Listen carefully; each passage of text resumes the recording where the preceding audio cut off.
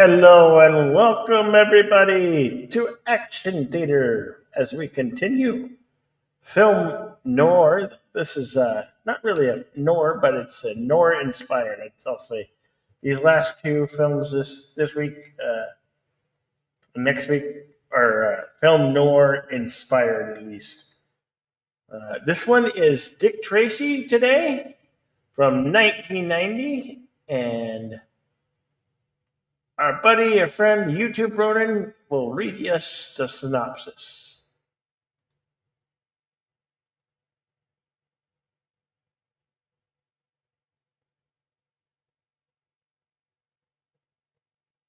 Uh-oh.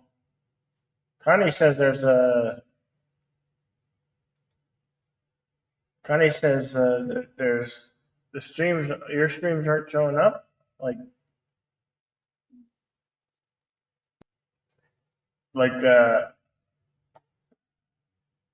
I see them. I mean, I found them.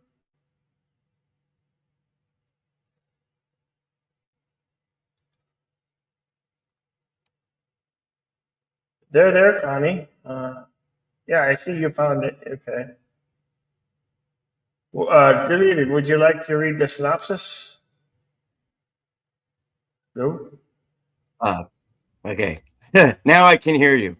All right. Okay. What are we over on? All right. Well, let's see. This is based, of course, on the Chester Gould comic strip. You have a police detective, Dick Tracy, and he's doing battle, of course, with the mob led by Big Boy Caprice, who's kind of has this big plan to take over the city, and along the way he meets some pretty interesting characters. Yes. So, yeah.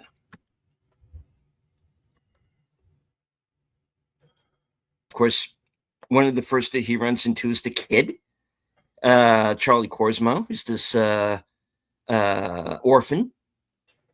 Yeah, you have his girlfriend, who's Tess Trueheart, who wants him to retire because she thinks things are getting a little too dangerous out there in the streets, and take a desk job, which he doesn't want to do, and then he gets distracted by a singer named Breathless Mahoney, and we're kind of off and running from there.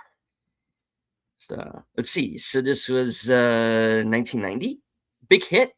Lots of merchandise. Yeah, directed by Warren Beatty. It has a great soundtrack. Of course, Madonna did most of the soundtrack, but there's other good tunes and melodies on there.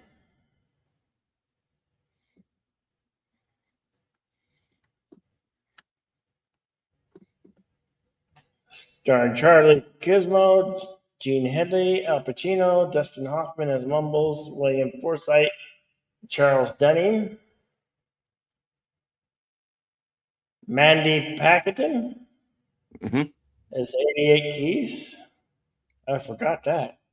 AKA Niga Montoya. Yep. Yeah. He's in this. Paul Savino also was in from the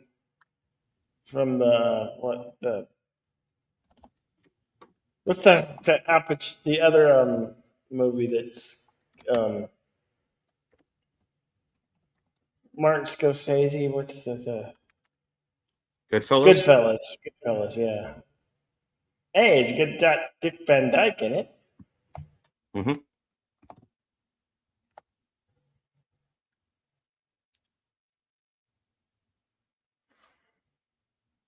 So, are you guys ready to watch?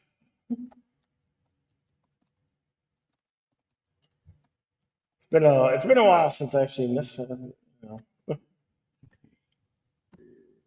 it's been since '90, and this is the one I've been wanting to do for a while.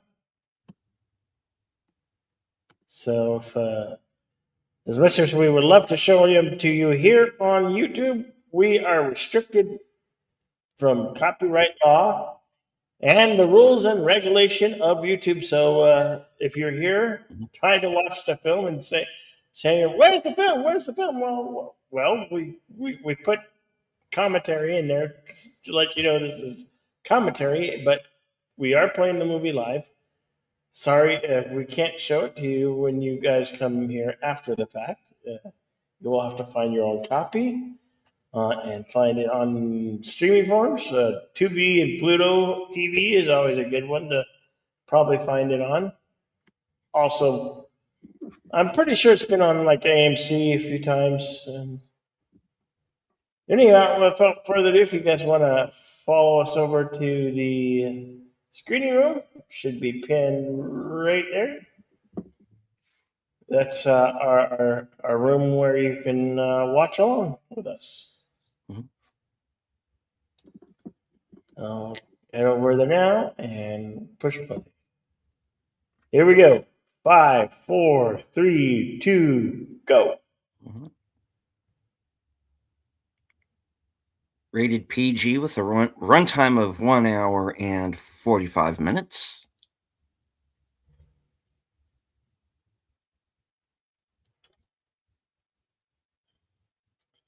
Touchstone Pictures Anybody logo. anybody remember the radio serials that they used to have on Dick Tracy?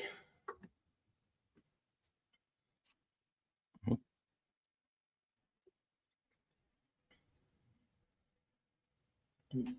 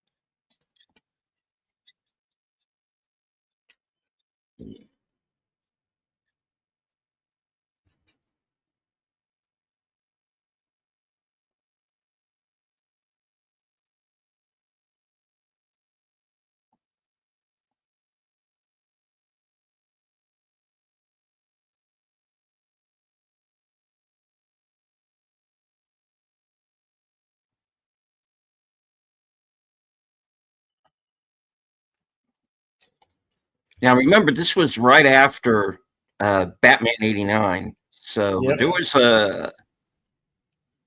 it was a perfect time to release a movie like this one. Surge of comic book films that came along after that. Mhm.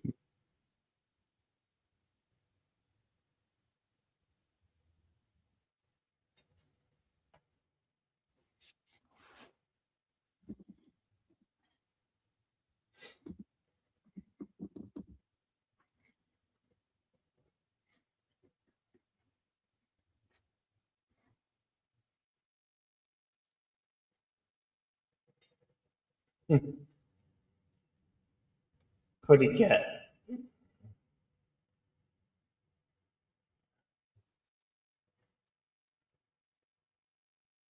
Oh, so mean.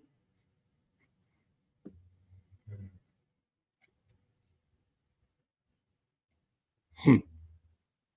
I love these makeup jobs here. Oh, yeah. Yeah.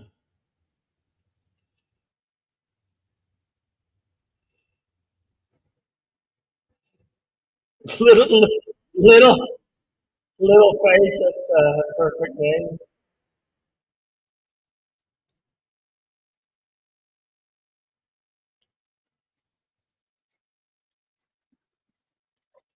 And of course, here's William Forsythe as Flat Top and Edo Ross is Itchy, and they are the enforcers for Big Boy Caprice, who is Al Pacino's character.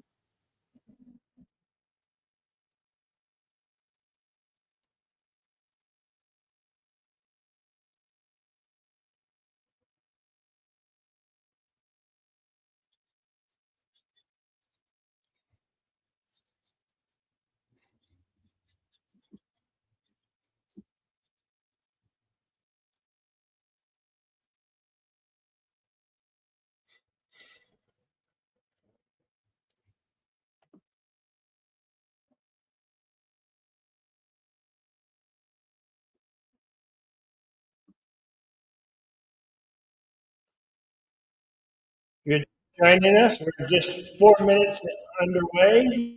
Mhm.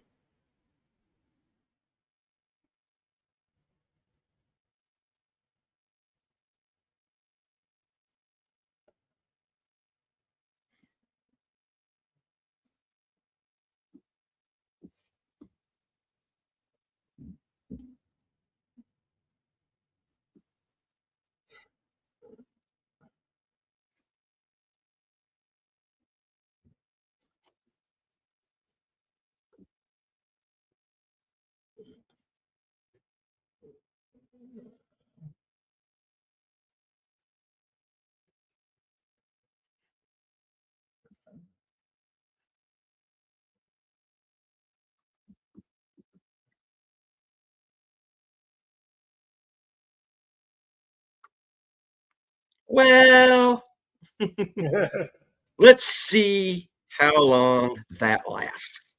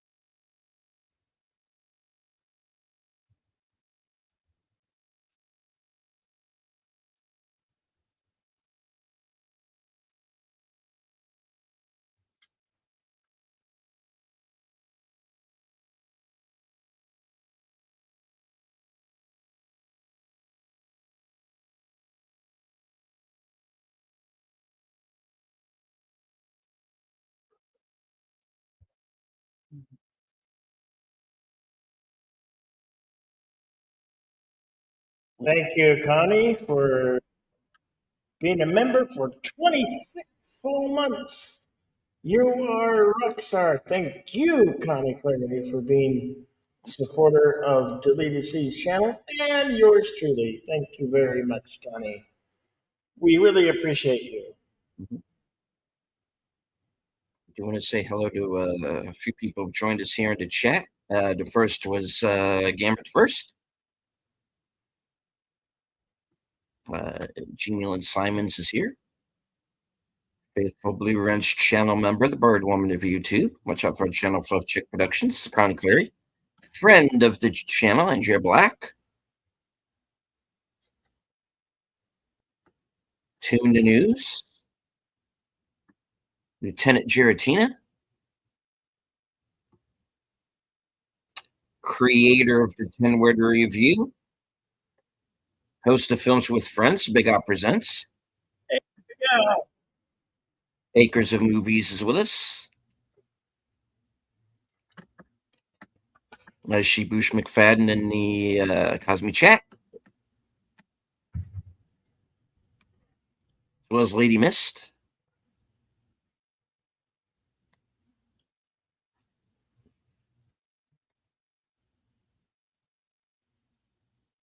Mhm.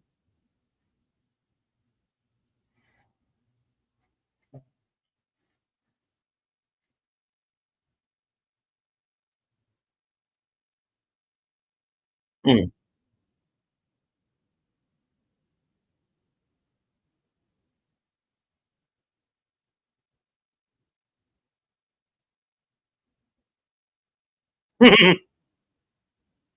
I like I like how he gets these quotes totally wrong Yeah. throughout the movie. When this first came out, I didn't know who Mumbles was. Oh, that's Dustin Hoffman. It's like, oh. Mhm.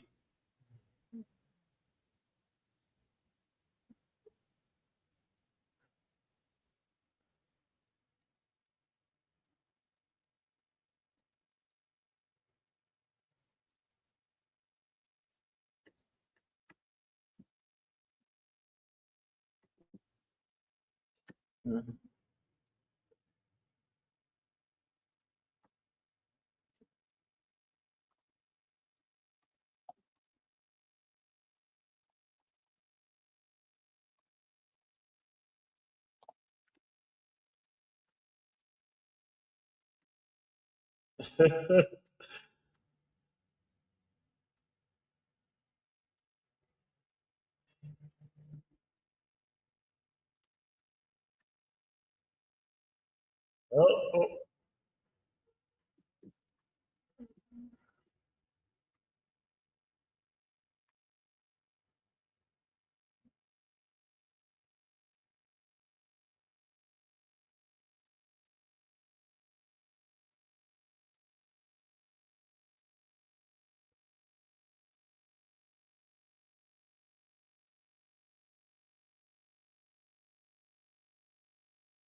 Mhm.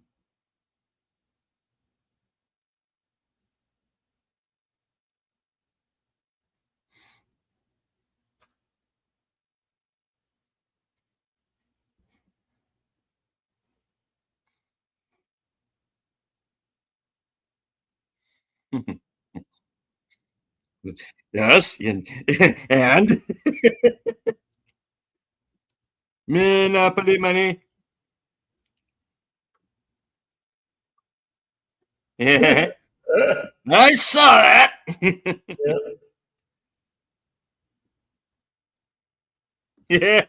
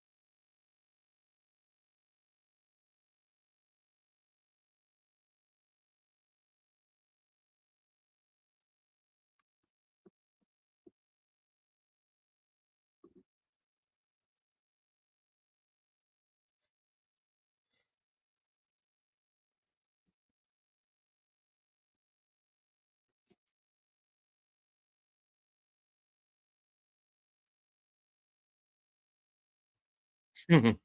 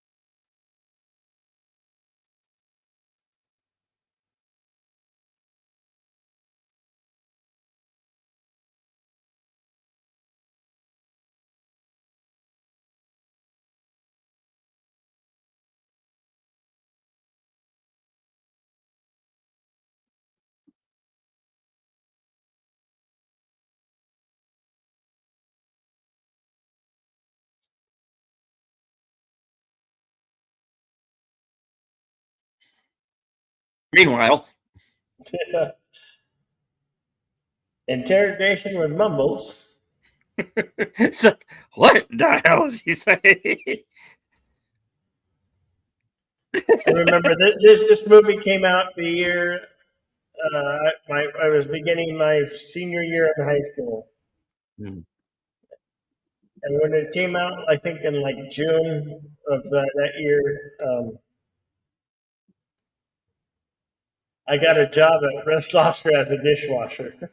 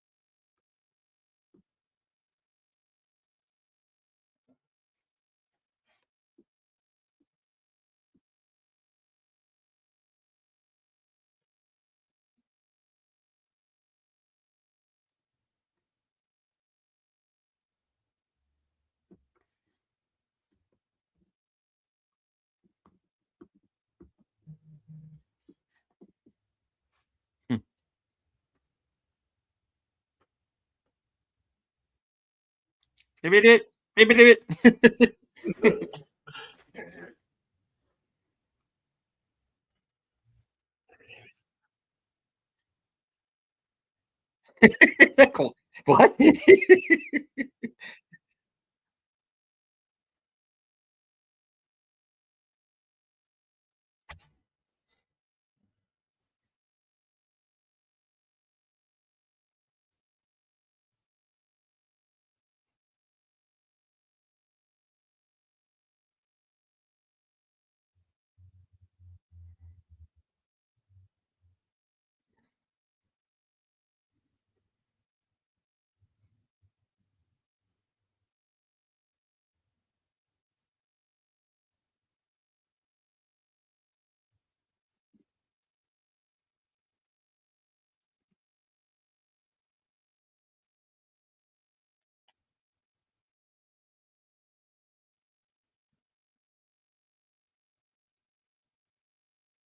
He's busy being encased in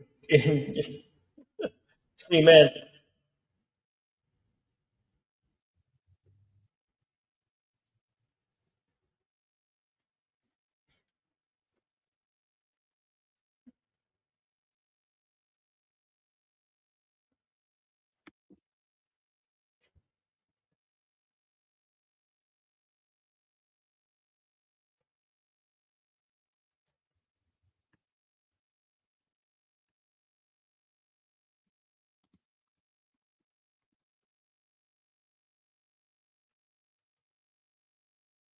My name is Indian Matoya.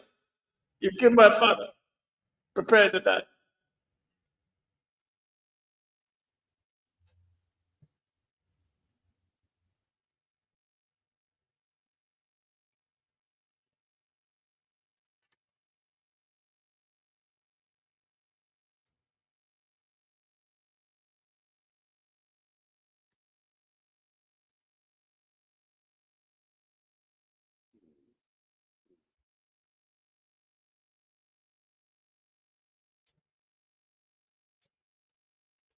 I'm always on mine.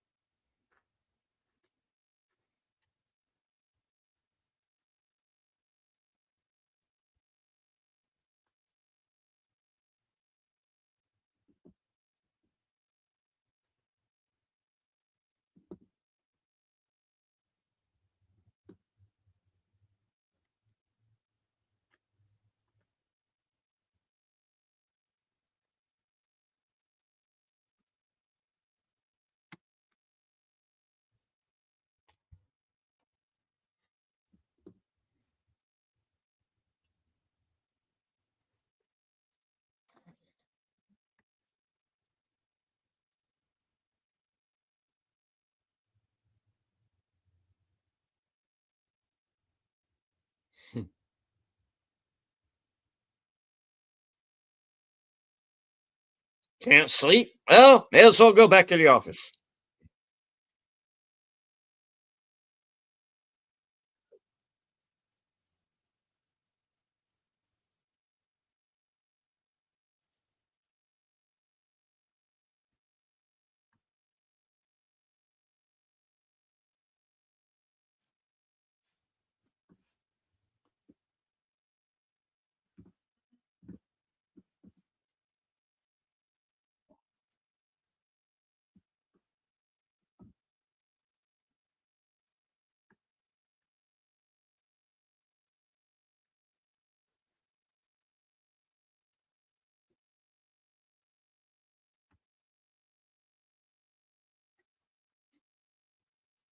No.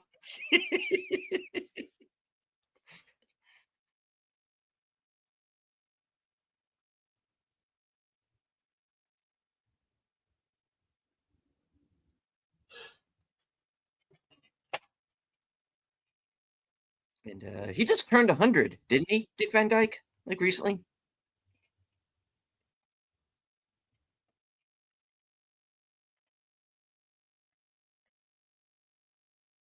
I'm walking here.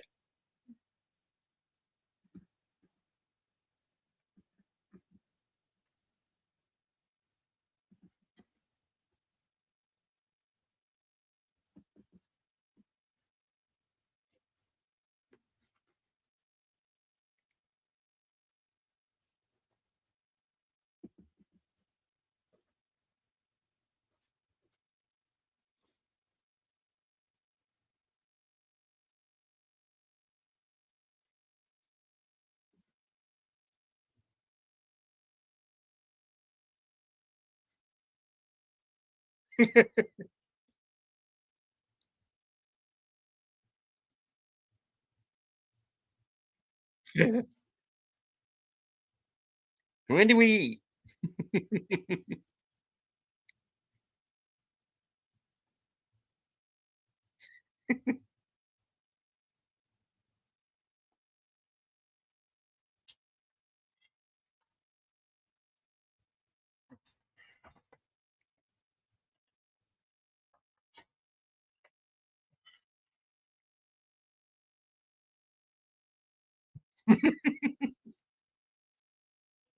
Kid's got a healthy appetite. Yes, he does.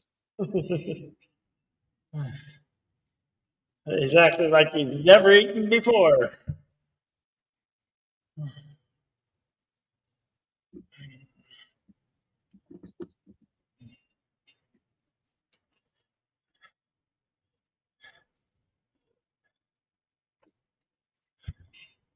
I like in this film that it's taking place in what, like the 30s. I think Hmm. prohibition still might be going on in this timeline. Hmm. And what I find uh, kind of neat is, first of all, the villains are all whimsical with the makeup, and it's like to make ugly, and then the color scheme. I mean, it's got some weird choice of colors, even Well, it's all villains. primary colors. Yeah.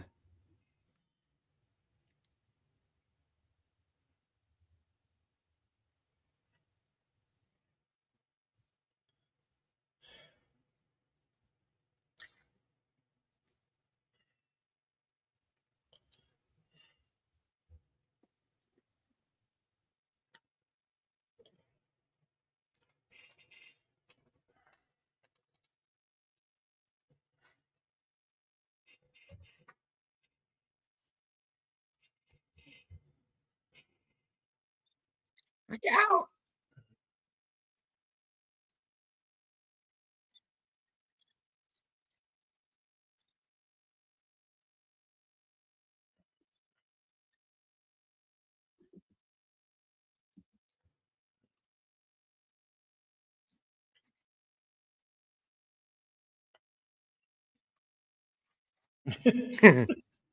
He's an eager youngster, isn't he?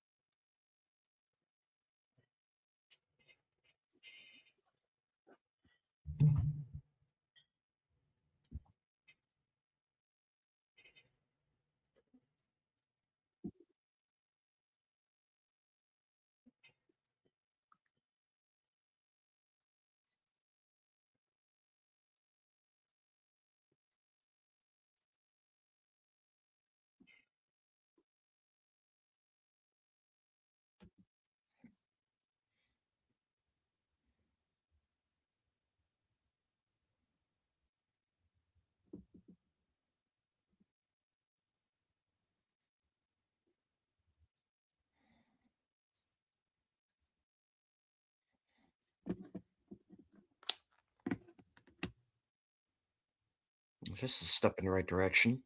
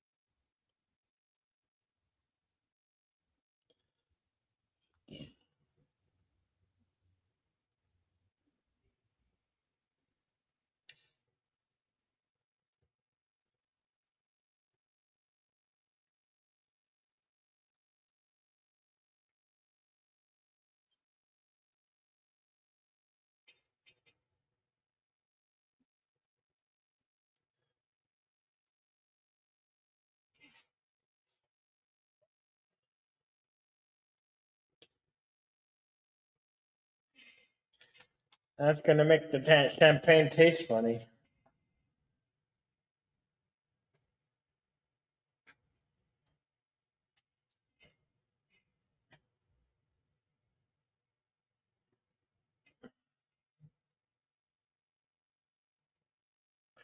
Current timestamp is 31:24.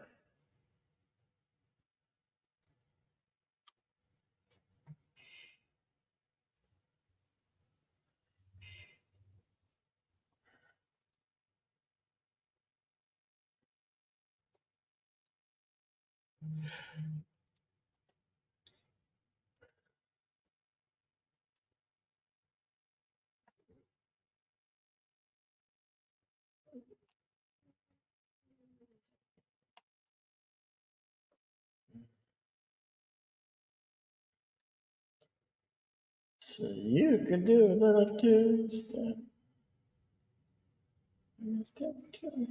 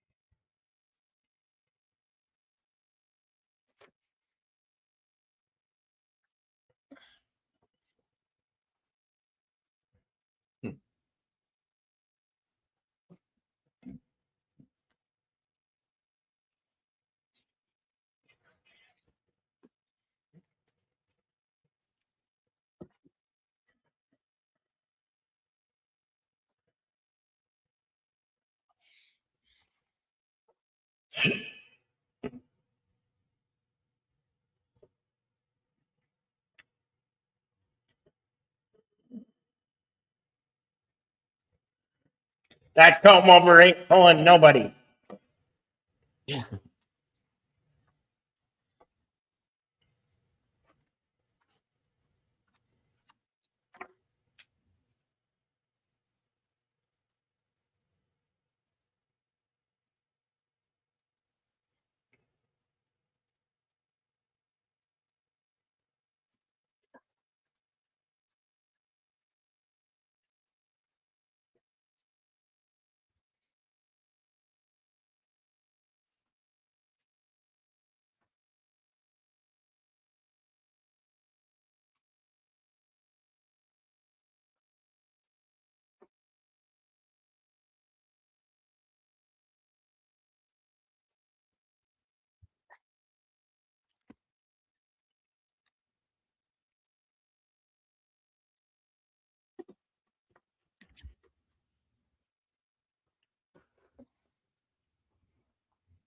Why is he scratching? Does he have fleas? I wonder. I don't think it's ever technically explained.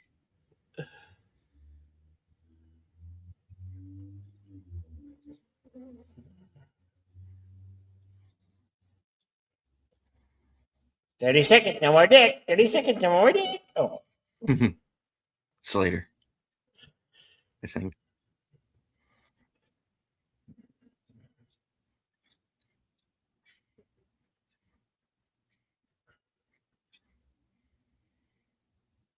is that what's his name? Is the Yep. cameo? James Caan as Yeah. Spardoni. Yeah. Michael and Sonny back together. Sadly, not for too long. Was he credited or uncredited? I wonder. I think he is. I don't remember.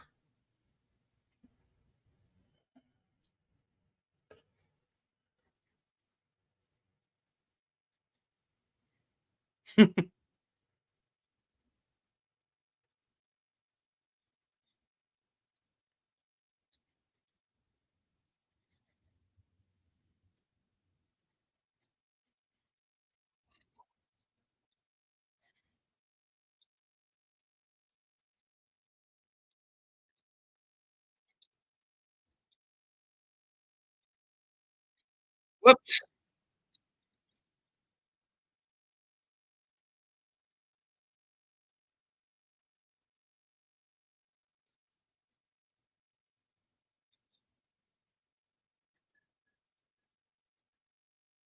And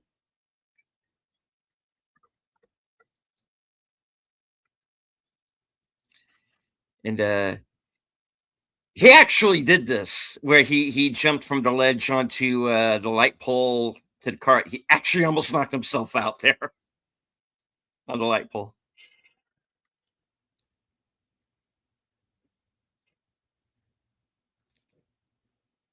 No, no, no. You were not in Peppermint. That was Jennifer Garner.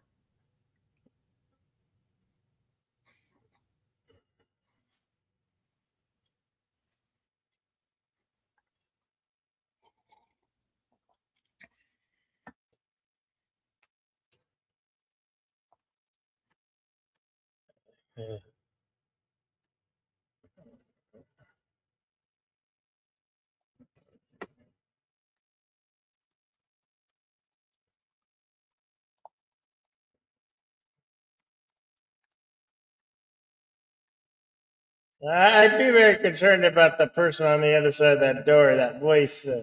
Yeah.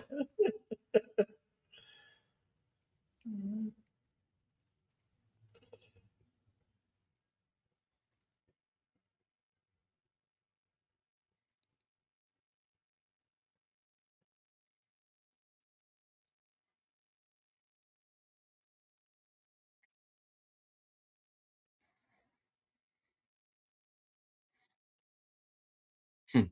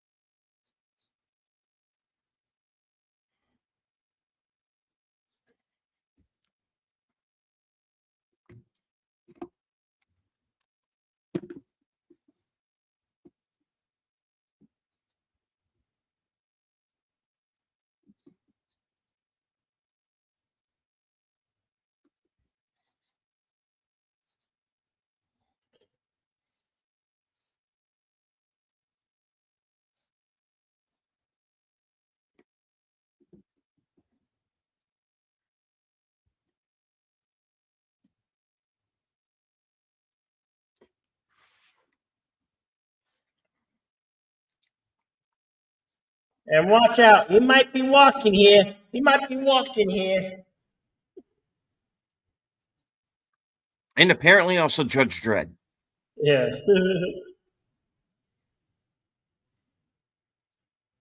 30 seconds, no more dick. 30 seconds, no more dick.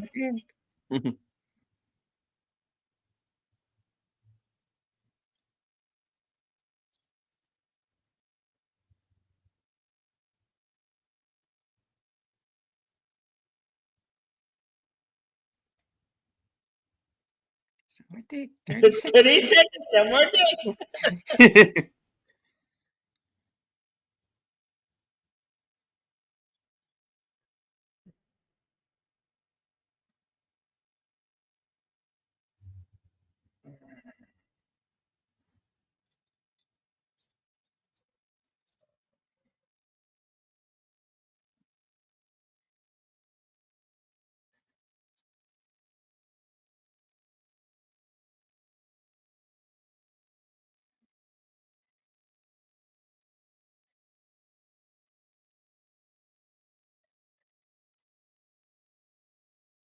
She's gonna blow.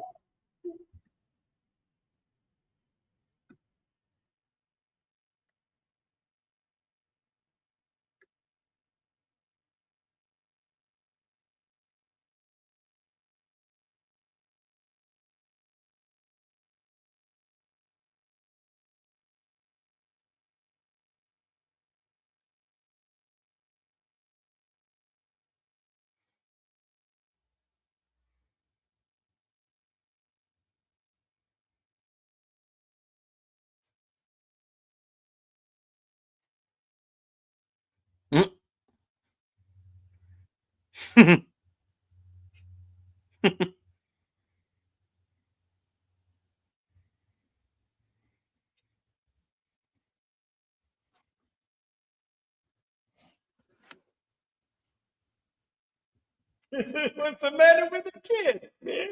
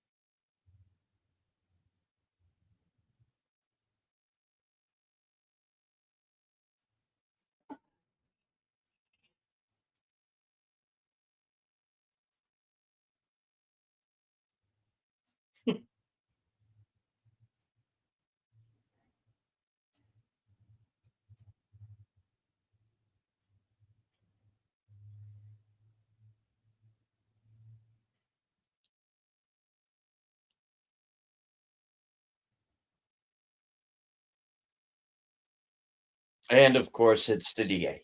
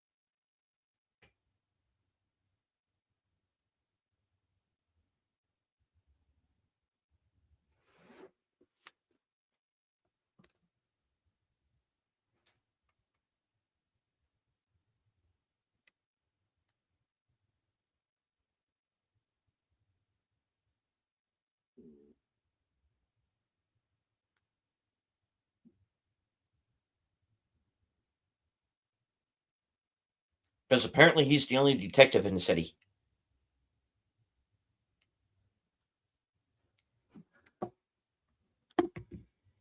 Or the only detective in the city. He's also the director of the film, who's also dating his co star. Yeah. Well, Madonna was still a household name and relative back then. Hmm.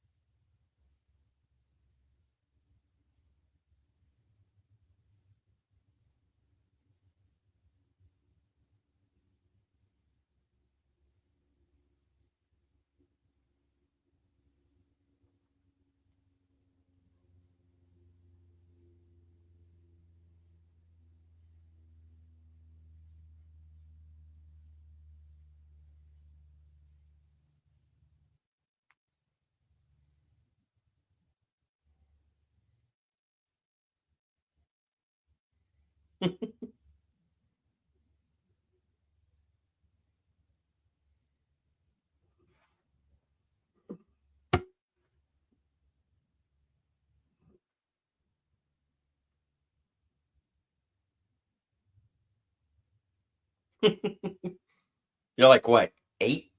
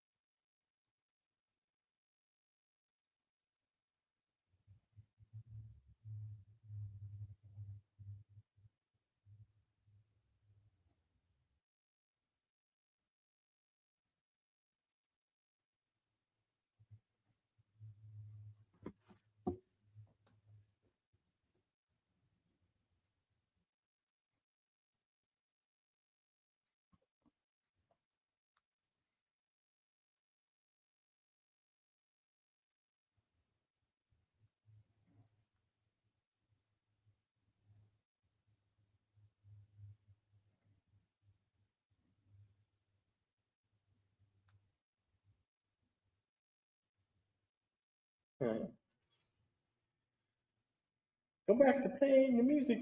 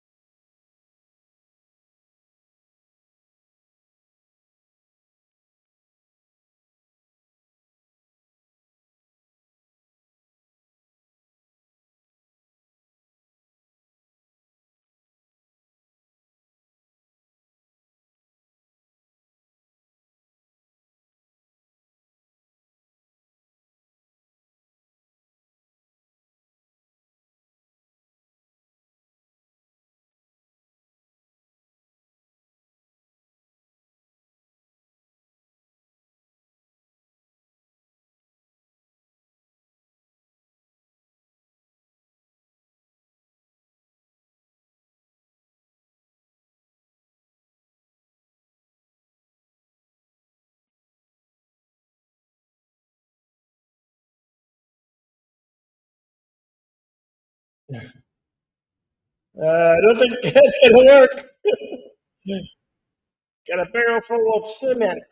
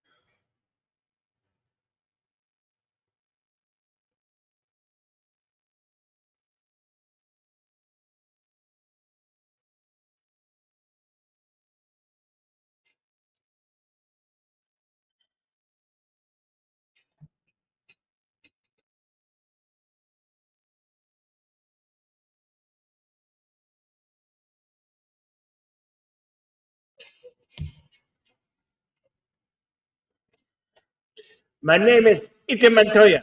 You killed my father. Prepare to die.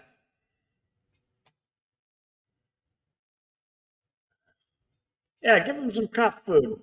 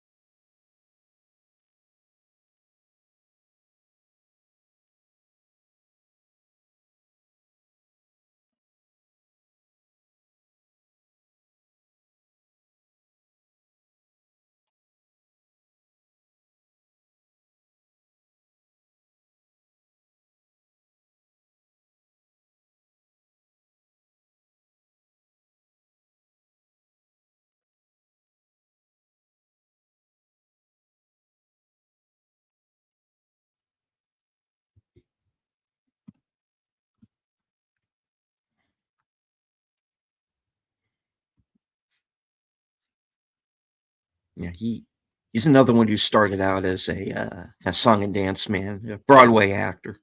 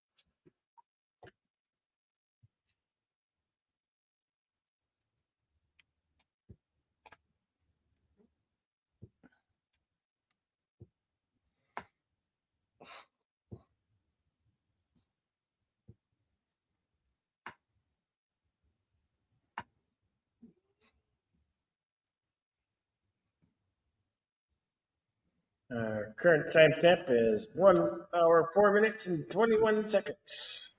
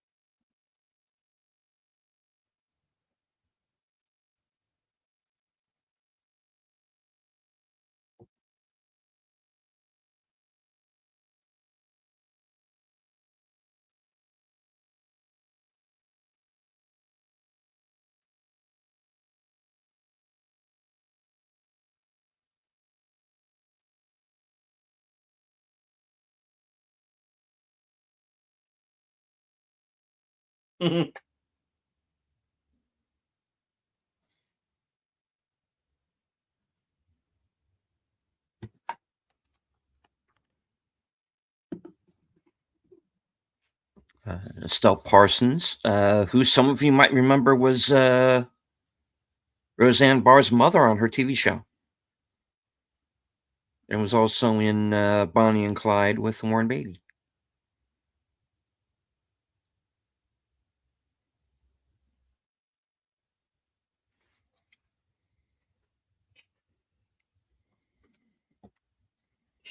Meanwhile, Tracy at his desk. Okay.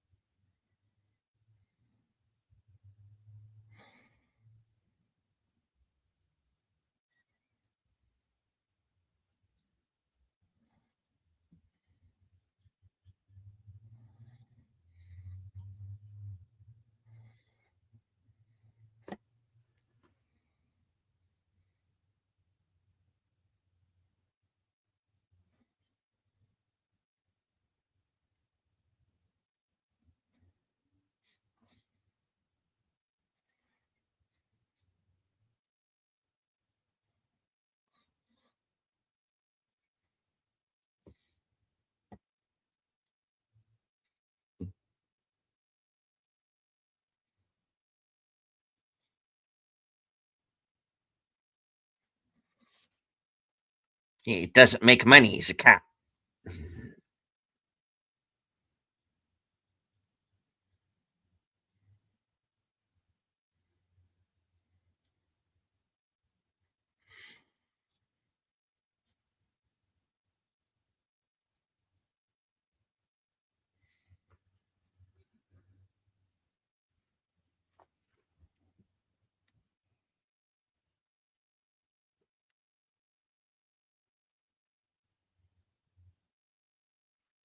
And Dick Van Dyke is the penguin. Wait.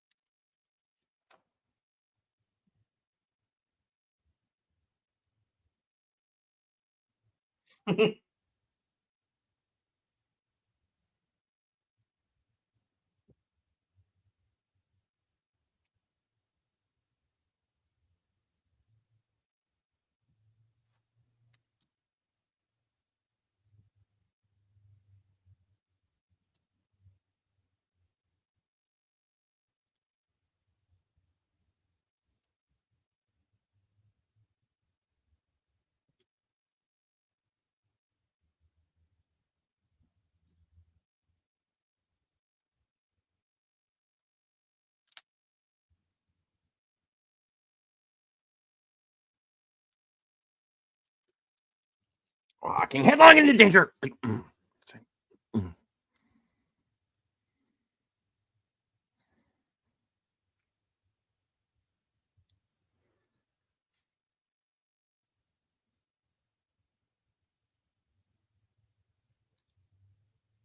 Child? No child around here, lady.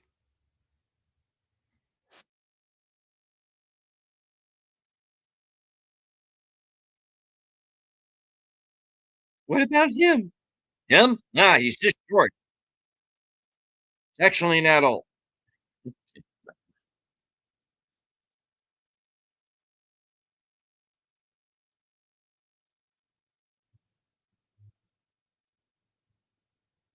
This is Tessa's greenhouse. Oh, he might have been drugged. Oh, yeah. Good night, Irene.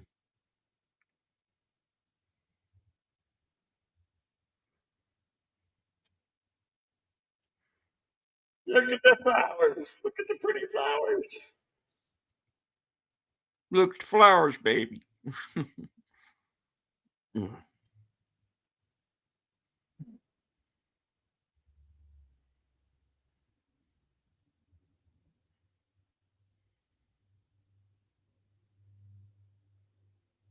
Ugh. Now he's not eating. Yeah, he won't be asking for more.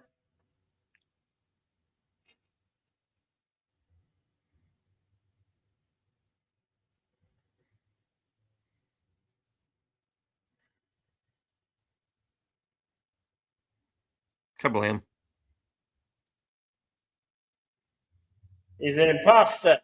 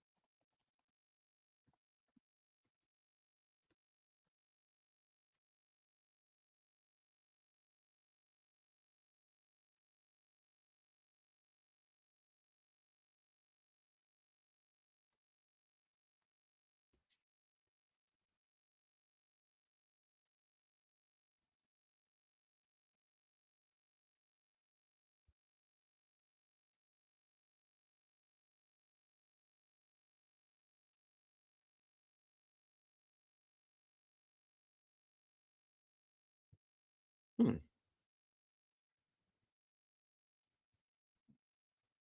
Oh, crap.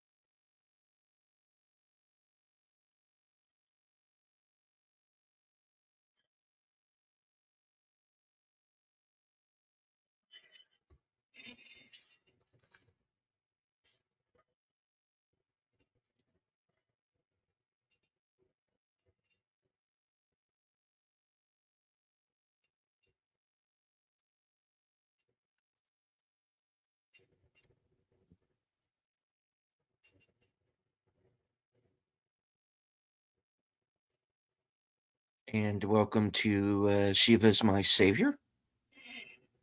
Welcome to the show. We are about 70 minutes into Dick Tracy.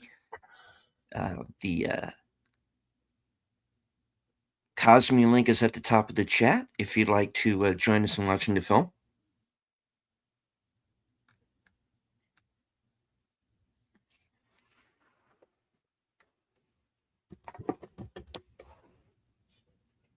And this is when the kid picks a name.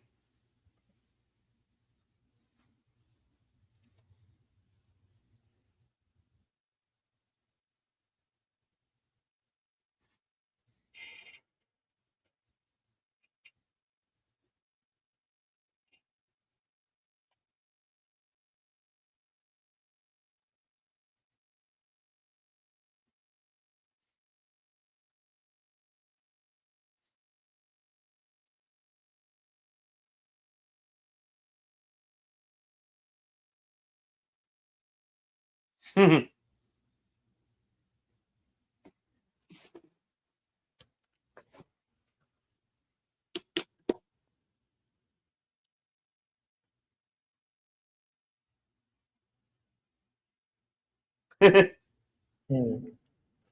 Poor guy.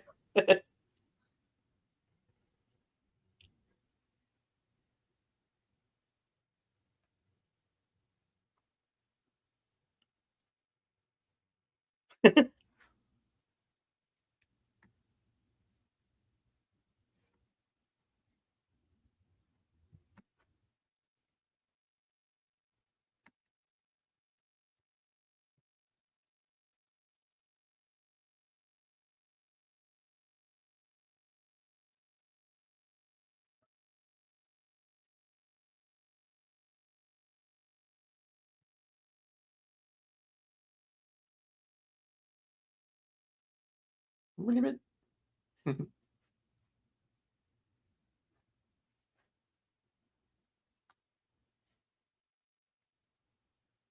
Like you got nothing, Kappa.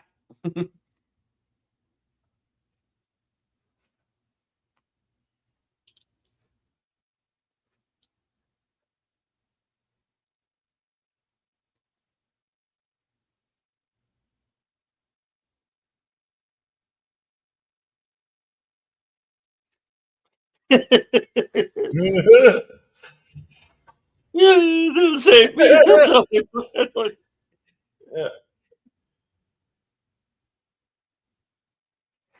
Okay.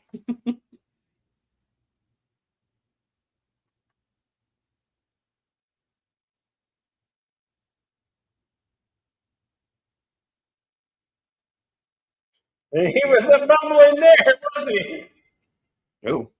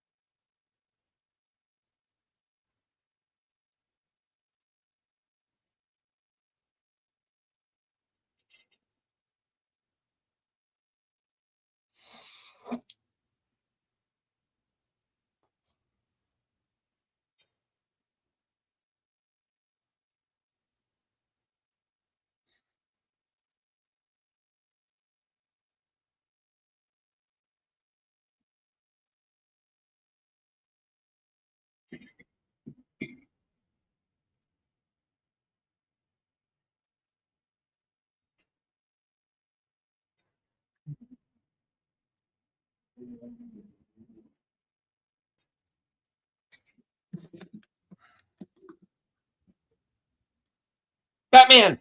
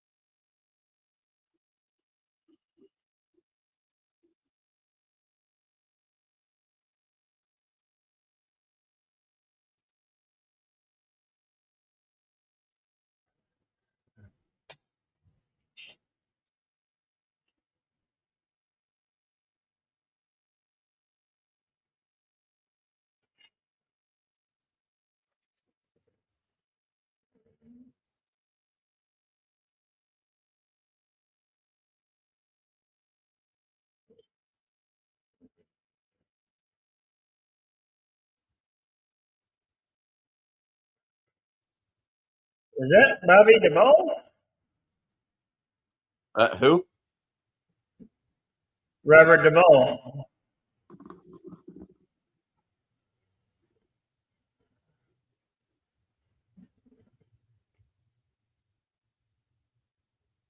Mhm.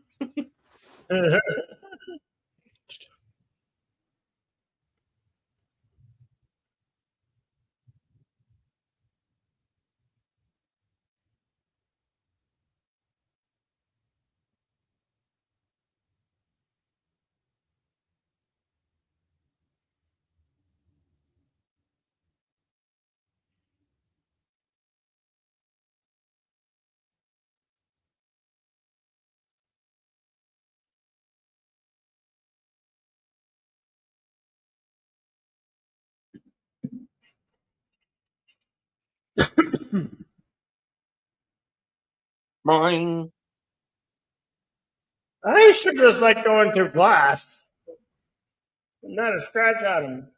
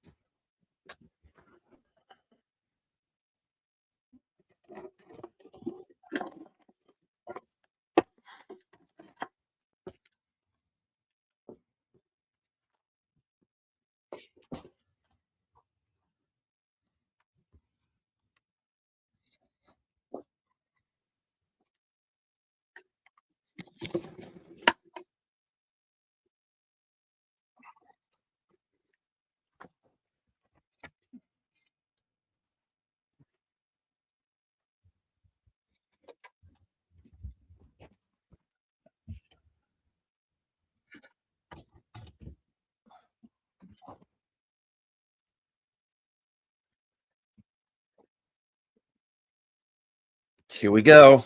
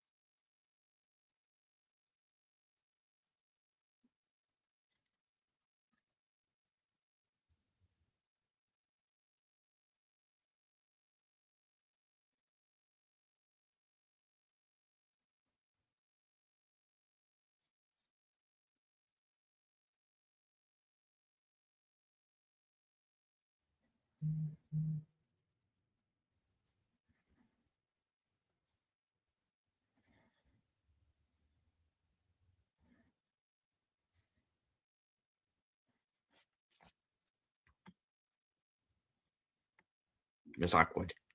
It's so awkward.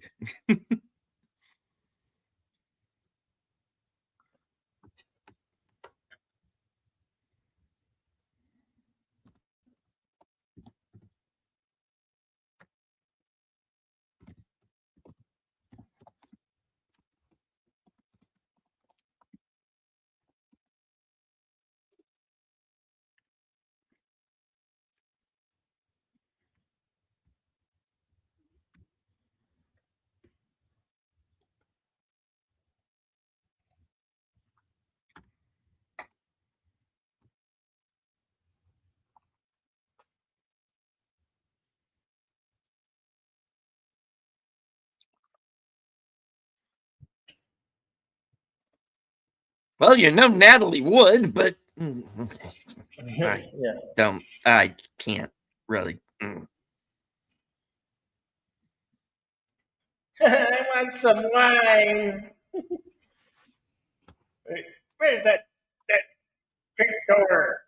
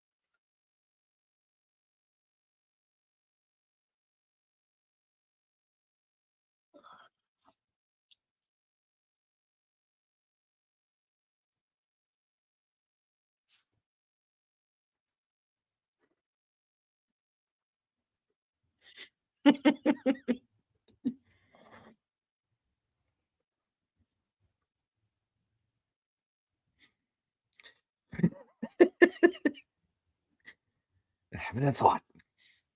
Oh yes.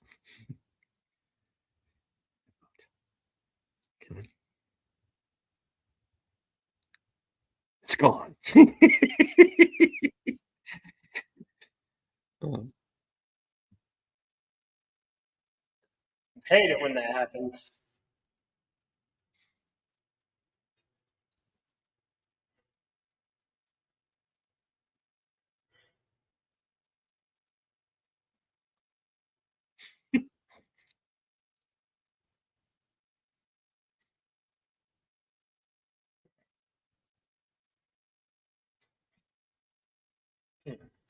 jeez. He's like, oh God, kill me already.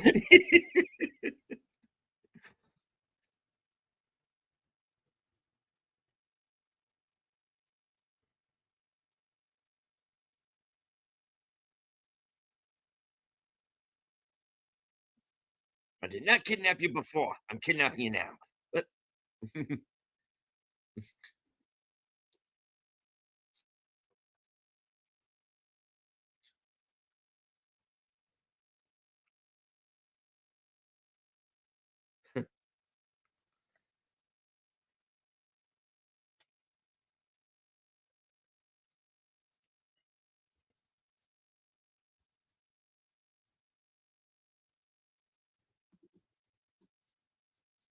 when a person has to say it over and over again, probably a lie.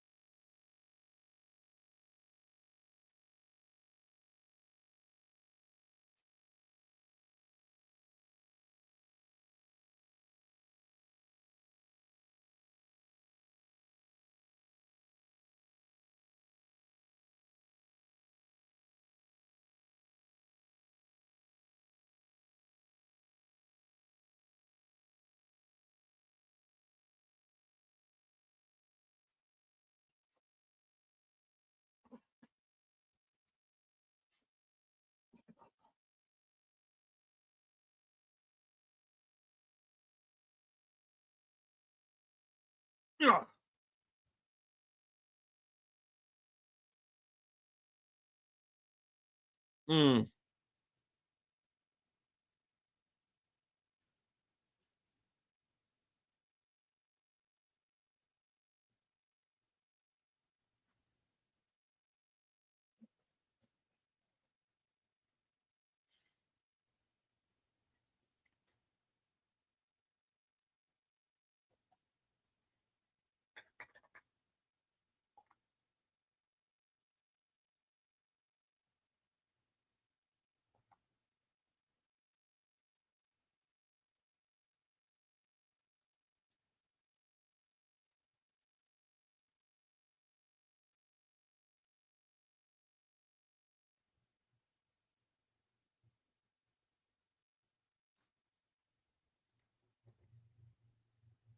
How did she pull this off exactly? I don't know. Why did she do it? I don't know that either. But here we are.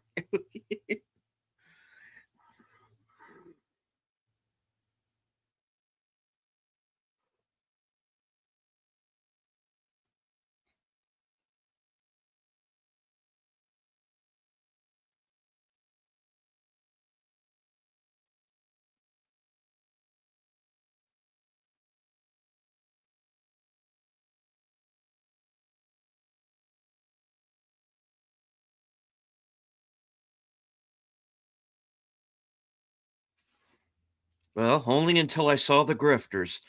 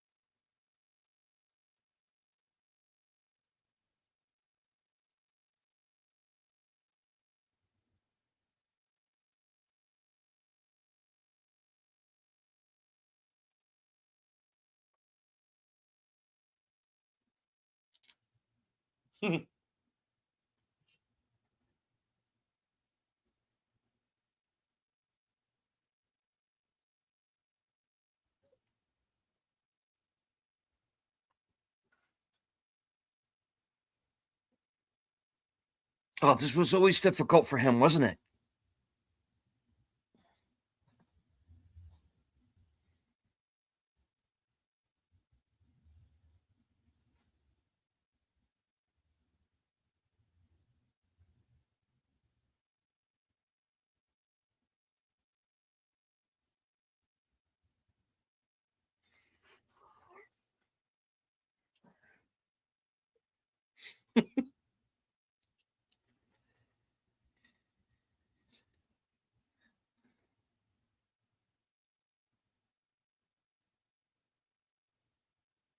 Right.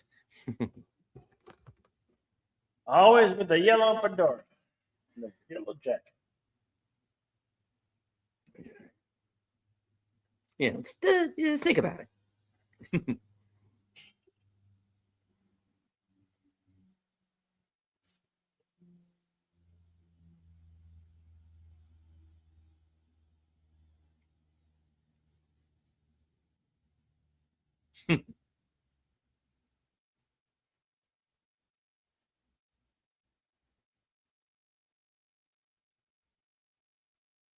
I like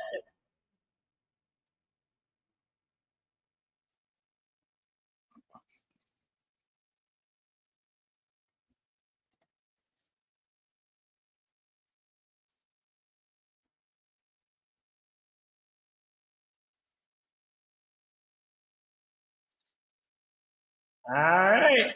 That was Dick Tracy from 1990.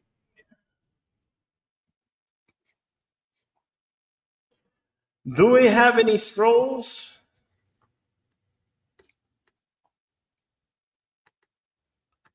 All right. Dick Tracy was released at June 15th, 1990, at an estimated budget of $47 million, going on to gross more than $162 million worldwide.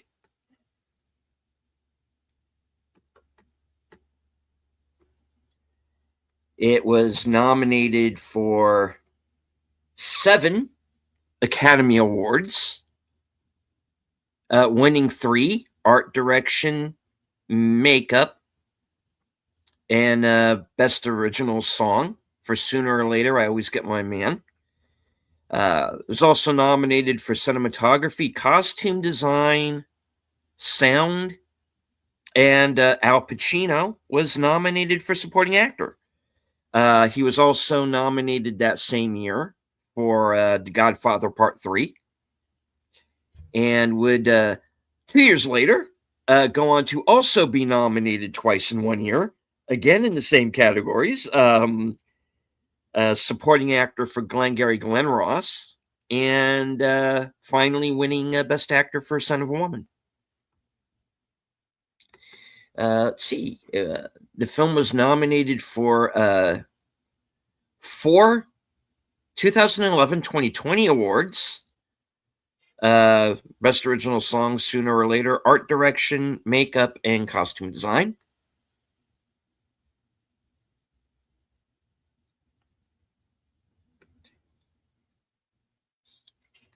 Was nominated for 7 Saturn Awards, winning for Best Makeup. Was nominated for Best Fantasy Film, Costume design, Warren Beatty, Madonna, Al Pacino, and Charlie Cosmo are all also nominated. Al Pacino won the American Comedy Award for Funniest Supporting Actor in a Motion Picture. Was nominated for a American Society of Cinematographers ASC Award.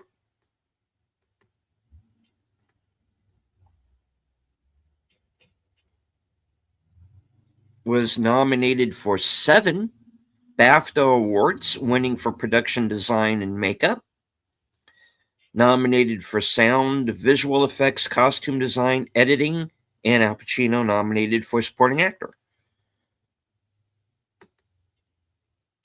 Danny Elfman won the BMI Film Music Award. Winner Best Cinematography at the Boston Society of Film Critics Awards. Nominated for an Artios Award from the CSA's Casting Society. Al Pacino was nominated for supporting actor from the Chicago Film Critics Association, as well as the Dallas-Fort Worth Film Critics Association Awards, which also nominated the cinematography. There were 4 Golden Globe nominations. Al Pacino, supporting actor. Best Picture, comedy or musical. And 2 original song nominations for Sooner or Later and What Can You Lose?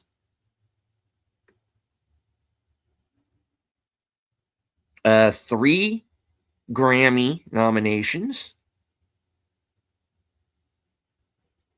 For Danny Elfman's score, and 2 for Stephen Sondheim for Sooner or Later and More. Warren Beatty won Best Foreign Director, the Silver Ribbon Award from the Italian National Syndicate of Film Journalists. Al Pacino was nominated for Best Supporting Actor from the National Society of Film Critics. Nominated for 2 Young Artist Awards, Best Young Actor in a Motion Picture, Charlie Cosmo, and Most Entertaining Family Youth Motion Picture Comedy or Horror. Nominated from the British Society of Cinematographers, and nominated for the Movie Music UK Awards.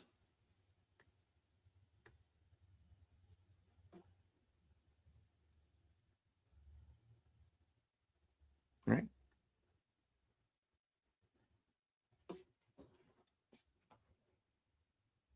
All right. Filming locations. Universal Studios for the for New York street scenes. Warner Brothers Burbank Studios. And the Los Angeles Soap Company. 500 block of Banning Street, downtown Los Angeles, California. Tracy chases the kid through the industrial area. Thought the scene is highly matte painted. The buildings are still present. This was the site of the Los Angeles Soap Company, makers of the White King label of products built in the early 1900s. The site was on its last legs in the late 1980s to early 1990s, with demolition finalizing by 1992. Downtown Los Angeles used to have an extensive network of industrial sidings radiating off of Alameda Street, as well as parallel Santa Fe lines a few blocks to the east. The specific site was Santa Fe trackage on Banning Street, looking into the industrial entrance to the big White King Soap factory. Today, this stretch of Banning Street and all of the buildings, as well as tracks, are completely gone between Viginus and Alameda.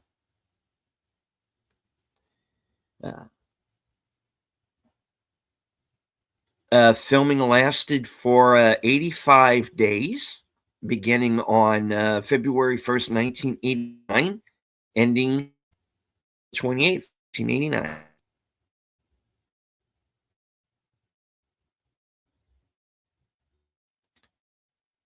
All right.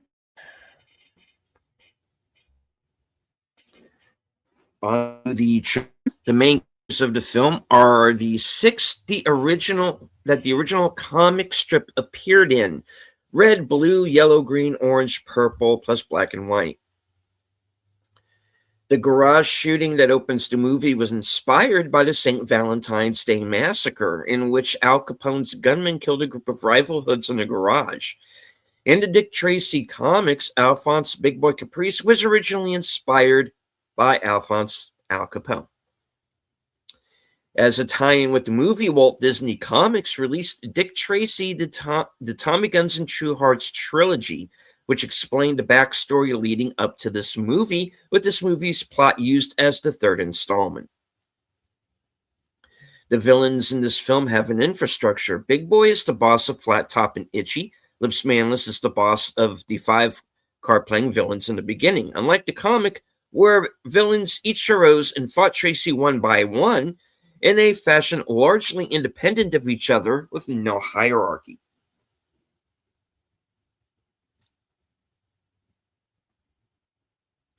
Of all of the villains, Numbers, DeSanto, and Louis DeLaus are the only ones created for the film. Dustin Hoffman played Mumbles as a favor for Warren Beatty. The 5 villains in playing cards in the beginning are Stooge, Shoulders, the Rodent, the Brow, and the Little Face. The makeup used for all of the villains was based directly on how they were drawn by Chester Gould in the original comic strip. The only exception was Big Boy Caprice, whose makeup was designed by Al Pacino. The character of Steve the Tramp Brogan was a recurring character who eventually turned good. The story of the Tramp and the Kid in the movie comes straight out of the comic strip. Following the release of the 1990 film, Playmates Toys produced a series of action figures based on characters in the movie. Steve the Tramp action figures were pulled from the shelves after homeless advocacy groups complained that it was offensive to homeless people. Today, Steve the Tramp action figures are highly sought after collector's items. 21 villains from the Chester Gould comic strip appeared in the movie. Stooge Villiers, Shoulders Williams, the Rodent Wilson, originally Rodent, the Brow, Littleface Finney, Flat Top Jones, Jake Itchy Rossi, originally Itchchill Oliver, Patricia Breathless Mahoney, 88 Keys, Lips Manless, Steve the Tramp Brogan, Alphonse Big Boy Caprice, Lorenzo Pruneface Prunesti, Mumbles, Texie Garcia, The Influence, Ribs Mocha, Ben Spud Spaldoni, Johnny Ram, and Blank Santos. During the makeup test, it is suggested by Warren Beatty be given the detective's famous hook nose, but after some initial tests, the makeup artists decided it would have been a crime to hide one of the Sinner's most famous faces behind putty and latex. The backup dancers and singers supporting Breathless Mahoney were all skilled Broadway performers who were taught how to intentionally sing poorly for comedic effect. Martin Scorsese signed on to direct in 1985 and wanted to make a serious film, in contrast to the recent tongue-in-cheek comics adaptations like Superman and Popeye. He eventually dropped out because Warren Beatty wouldn't give him final cut. Beatty then approached Bob Fosse, Hal Ashby, Sam Raimi, Brian De Palma, and the Coen brothers to direct, but they all declined. So he decided to direct it himself. Beatty said, "It never occurred to me to direct a movie, but finally, like most of the movies I direct, when the time comes to do it, I just do it because it's easier than going through what I'd have to go through to get someone else to do it." A 2-hour and 15-minute version of the film exists, as confirmed by Warren Beatty in a 2002 interview. He said Jeffrey Katzenberg, then chairman of Walt Disney Pictures, forced him to cut the film to 1 hour and 45 minutes before release. Al Pacino designed Big Boy Caprice's makeup. and completely reimagined the character who was originally big and fat in the comics with a little nose. Caprice's resulting film counterpart is of average height with enlarged hands, nose, and cheekbones, hence the street name. The movie was originally conceived in the early 1980s by United Artists and was to be written by Tom Mankiewicz, who had the movie's only villain, the Blank, with Flat Top Jones as the supporting villain in the side plot. Mankiewicz's idea for the start of the movie was to have a beaten-up cop who was on his deathbed having a police artist show his drawing of the killer without a face yet drawn. The beaten-up cop says, "That's him," and dies. Dick Tracy creator Chester Gould loved the idea and wanted him to do the script, but due to Gould's demands on the picture that no one could meet, the project was shelved. After Gould's death, the demands weren't as drastic from his family members, and the project was in development again. After some new attempts with other studios and directors, Warren Beatty purchased the rights and brought the project to Disney. In an earlier draft written by Jim Cash and Jack Epps Jr., was rewritten by Bo Goldman, which became the final script. This is the highest grossing film of Warren Beatty's career. Danny Elfman was hired to compose the film score because Warren Beatty was impressed with his work on Batman. On working with Beatty, Elfman has said Warren was insane. Earlier in pre-production, Tim Burton was offered a chance to direct a movie, but declined because he was already in production with Edward Scissorhands. As a fan of the comic strip, Warren Beatty wanted to put in as many characters from the comics into the film as he could. This was a measure used by Beatty in case the film didn't have a sequel. Madonna was paid just $35,000 for her performance in this film. As a fan of the comic strip, Warren Beatty was initially offered a director's job. He signed on only if he could play Tracy. The producers, having trouble casting the lead role, happily complied with his wish. Robert De Niro and Jack Nicholson were offered the role of Dick Tracy. Nicholson was committed to playing the Joker in Batman, and De Niro refused the role for fear of being typecast as a grim, hard and tough guy similar to his Travis Bickle character in Taxi Driver. Kim Basinger, Michelle Pfeiffer, and Sharon Stone were considered for the role of Breathless Mahoney. Sean Young was originally cast as Tess Trueheart, but was fired after a few days of filming by Warren Beatty. Afterwards, Young publicly accused Beatty of firing her because she wouldn't sleep with him. Though Deborah Ruff, Charlie Corsimo's mom, later disputed this, saying the rumor was that she'd become too demanding and he just decided not to put up with it. Beatty issued a statement saying, "I made a mistake casting her for the part, and I felt very badly about it." After the incident with the Blank in the South Side warehouse, Big Boy yells to his crew that he wants Tracy dead. Originally, that scene began with Breathless sarcastically saying, "Tracy really gets under your skin, doesn't he?" Before Big Boy starts yelling, but that line was cut. However, Breathless's line appeared in the theatrical trailer and in some television airings of the film. Makeup designer John Caglione Jr.'s final design of Big Boy Caprice matches the intended design conceived by Al Pacino. Since then, Caglione became Pacino's personal makeup man on all of his films. Although not involved in the production, Art Linson and Floyd Matrix are credited as co-producers. They were responsible for purchasing the rights first. After the release of the film, Linson and Matrix launched a lawsuit against Warren Beatty, alleging that they were owed profit participation from the film. This lawsuit prevented Beatty from producing another film for 2 years, but the case was eventually settled out of court. The animated Roger Rabbit short Roller Coaster Rabbit was released theatrically with this movie. Recommended by costume designer Milena Canonero, Warren Beatty hired John Caglione Jr. and Doug Drexler as the makeup designers. Caglione and Drexler jokingly suggested Ronald Reagan for the role of Pruneface, but Warren Beatty opted for R.G. Armstrong as he had worked with him on Heaven Can Wait and Reds. However, Pruneface's ruddy cheeks and liver spots were added as an homage to Reagan by Caglione and Drexler. Estelle Parsons, Michael J. Pollard, and Warren Beatty appeared in Bonnie and Clyde. Warren Beatty hired acclaimed songwriter Stephen Sondheim to write Sooner or Later More, What Can You Lose, Live Alone and Like It, Back in Business for Breathless Mahoney to sing in the film. In an article in Entertainment Weekly about the makeup used for the movie, R.G. Armstrong said his face was covered with a gelatinous material called alginate, which is similar to the stuff dentists use for impressions of teeth to make a life mask for prune face. Then the makeup artist sculpted prune face wrinkle mud over the life mask to form a second mold, from which foam latex facial parts known as appliances were cast. The appliances were attached to Armstrong's face in several sections, and the makeup session would take up to 3 hours. When asked what he'd do, and the makeup artist would put on his spoon face makeup, Armstrong said, "I go to sleep." Dustin Hoffman wore a bald cap and wig, rubber eyelids, rubber lips, and a rubber chin to play Mumbles. When Hoffman was in the makeup chair having his makeup applied, he used that time to practice his lines for his role as Shylock in the London and Broadway productions of The Merchant of Venice.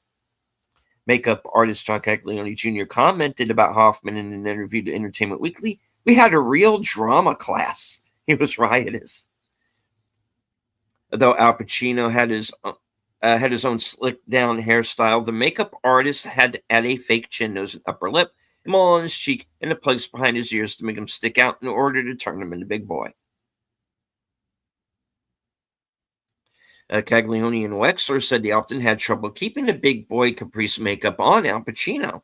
Caglione told Entertainment Weekly that their biggest scare came when Drexler discovered Al Pacino in full makeup eating a bowl of spaghetti that would have potentially disfigured his makeup.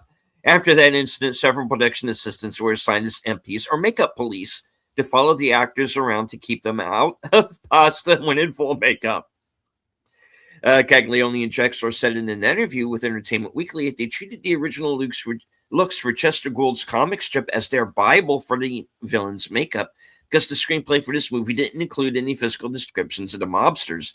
The only exceptions were for the self-defining villains such as the rodent in the brow.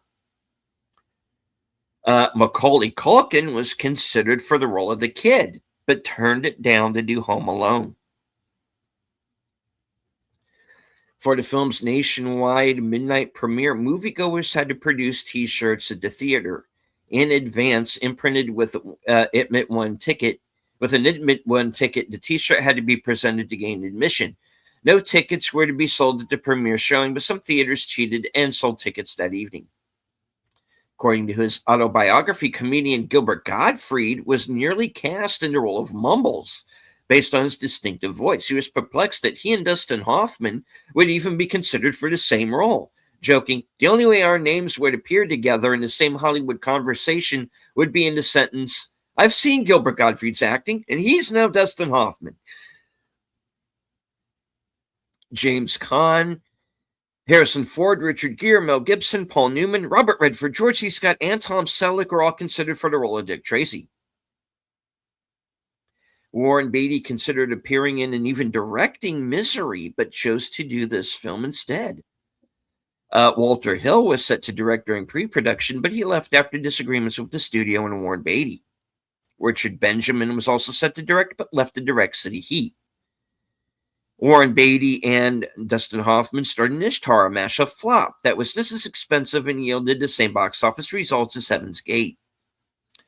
Al Pacino initially declined credit for the film and wanted to work under a pseudonym. The Top Souvenir magazine credits his role to Guido Frescati. When Big Boy shows Dick Tracy the Club Ritz deed of sale, it lists Big Boy's address as Big Boy Caprice, Gratitude Street, Homeville, with no state or zip code. It also shows the date of transfer as December 1938.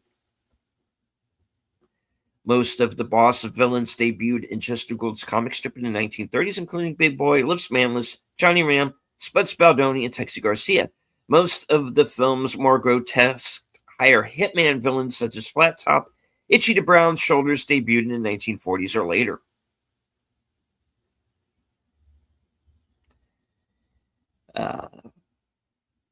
This was the last theatrically released feature film to include Mike Mazurki. He played Splitface. This film was originally slated as a Walt Disney Pictures release, was deemed too racy, and passed on to Disney's Touchstone Pictures subsidiary. Gene Hackman turned down the role of Lips Manless because he couldn't bear being directed by Warren Beatty again after his experience on Reds. Oh. Mandy Patinkin and Madonna have a duet in the movie. Madonna played the title role in Evita. Patinkin played Shay in the stage version. Samantha Fox auditioned for the role of Breathless Mahoney. I wouldn't have minded that either, honestly.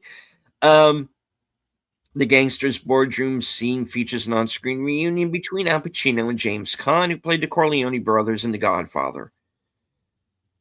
Dick Tracy was previously the subject of the on-air television pilot Dick Tracy, inspired by the success of Batman. This film piggybacked on the successes of Batman. Ironically, Bob Kane cited the Dick Tracy comic strip as a huge influence in his initial creation of Batman as a comics character.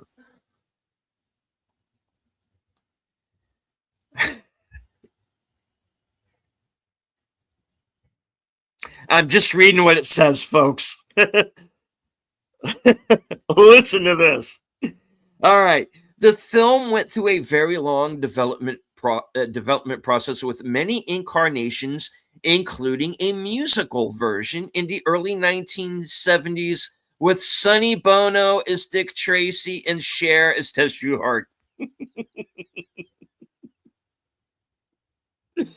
I can't with this. Sonny is Dick Tracy. Okay. Yeah, I can see why that didn't quite happen. And Ryan O'Neal also sought to play Tracy in the early 1980s. I can actually see that. The film cast includes 5 Oscar winners: Warren Beatty, Al Pacino, Dustin Hoffman, Estelle Parsons, and Kathy Bates, and 4 nominees: James Caan, Charles Durning, Seymour Cassell, and Michael J. Pollard. Warren Beatty appeared in Bonnie and Clyde. His violent death at the end of that film was the model for Sonny Corleone's death in The Godfather. Pacino and Caan were nominated for Best Actor in a Supporting Role for their performances in The Godfather. Pacino received another nomination for Best Actor in a Supporting Role for this film, competing with his Godfather Part 3 castmate Andy Garcia, who played Caan's son. They ended up losing to Joe Pesci for another gangster picture, Goodfellas. This is one of the last films to be made with paintings as backgrounds. Computer graphics, imagery, CGI, saves a lot of time and money, but the camera must remain still. Warren Beatty warned his camera people not to pan with the cameras or swivel to the left or right because that would make it obvious that the backgrounds were paintings.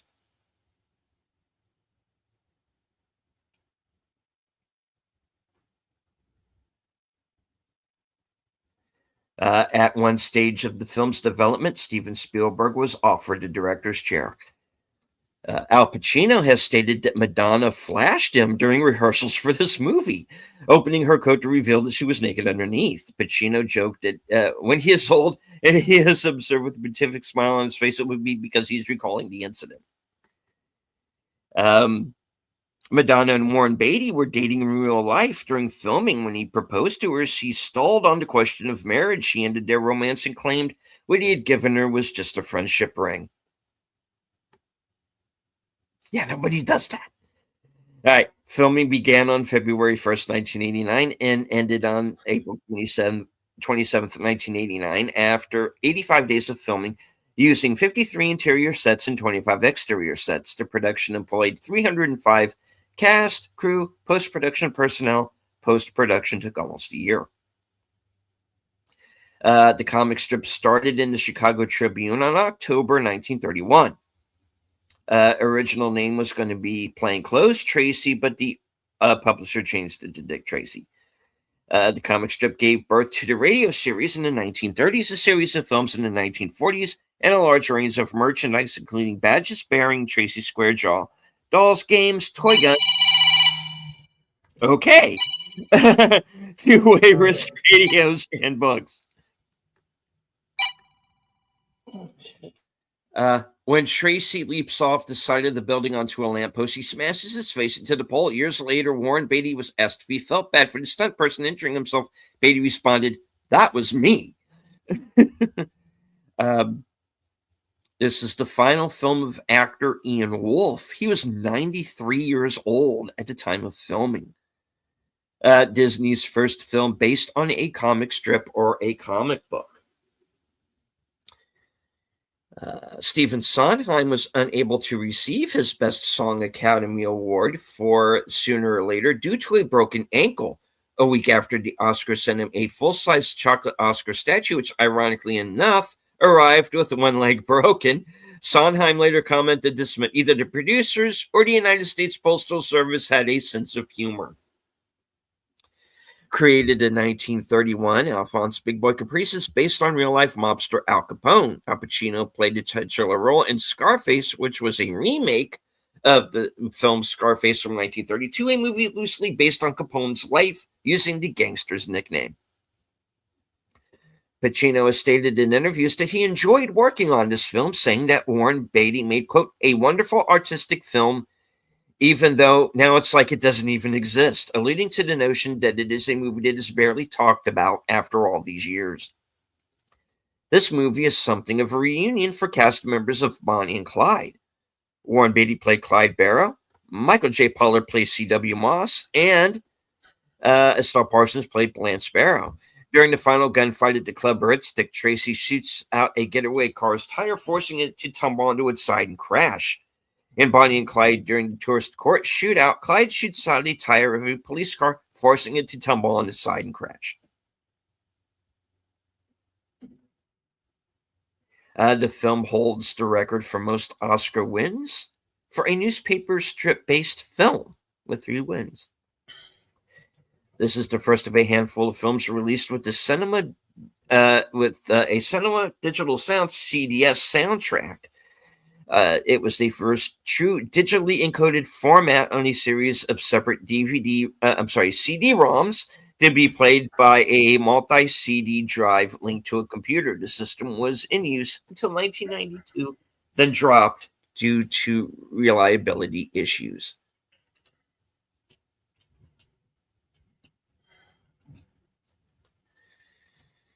All right. Of the 5 films he directed, this is the only one Warren Beatty didn't write, although he did make uncredited script revisions with the help of Bo Goldman. During the back in business montage of Big Boy's goons terrorizing the city, there's a scene of a hoodlum shooting an overweight cop by a fruit stand.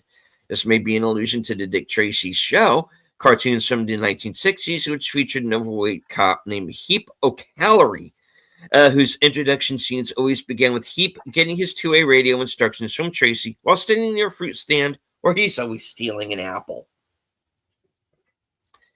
Dick Tracy's comics are set in an unnamed city based on Chicago, and the Chicago Tribune was the first paper to distribute it.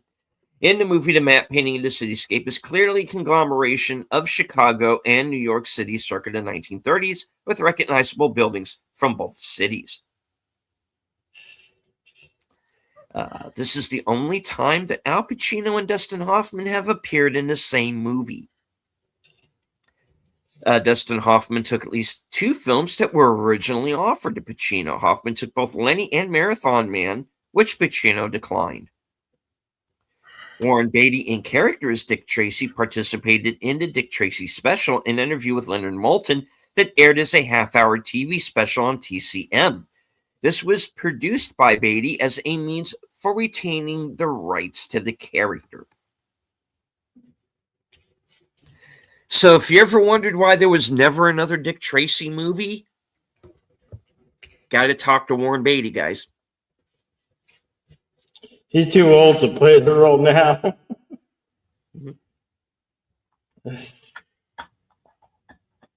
Excuse me. Take a sip of water. Read a few more of these. Warren Beatty was personally bought the film and television rights to Dick Tracy for $3 million in 1985. He has since retained them to this day. Both the comic book version of Tess Trueheart and the actress who plays her, Glenn Headley, are blonde. However, it was decided to make Tess a redhead to act as a contrast to the blonde Bertha Mahoney. film holds the record for most Academy Award wins for a comic book film, a record tied by Black Panther. It has also held the record for most nominations, 7, until it was surpassed by The Dark Knight with 8, which itself was surpassed by Joker with 11. Although Dustin Hoffman's appearance as Mumbles was no secret, both Entertainment Weekly and People magazine featured his image in articles and contemporary issues, he was omitted from most of the official memorabilia. He did get a Playmates action figure, and he appeared in the True Hearts and Tommy Guns books by Warren Baker, as well as the tie-in Golden books. However, unlike the other prominent villains, he was occasionally mentioned but did not appear in the video games, trading cards, Top Souvenir magazine, McDonald's promotion, or any other memorabilia that would have used Dustin Hoffman's likeness. The Saccone Beatty engagement was first reported in the National Enquirer in its June 20th, 1989 issue. Dick Tracy's two-way wrist radio first appeared in the comic strip. The watch actually worked. The radio didn't. And it was manufactured by Ian Campbell, a jeweler from Santa Clarita, California. Prop master C.J. McGuire had a set of 10 on hand for the filming. The only difference between the film version and the comic version was the wrist antenna, which ran up Tracy's sleeve in the comics, but was omitted for the movie.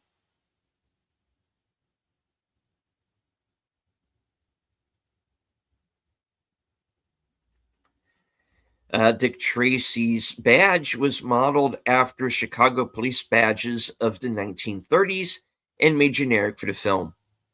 The many sexy costumes worn by Madonna throughout the production earned this film the nickname Dick Tracy in some corners of the press. One of the last films to use matte paintings to create large environments, too large for a studio set or location photography. This was also matte painter Peter Ellenshaw's last film. He came out of retirement to work with his son, Harrison Ellenshaw. This was the third comic book movie nominated for the Grammy Award for Best Score Soundtrack for Visual Media after Superman and Batman, the latter of which was also scored by Danny Elfman. Of these three, only Superman won.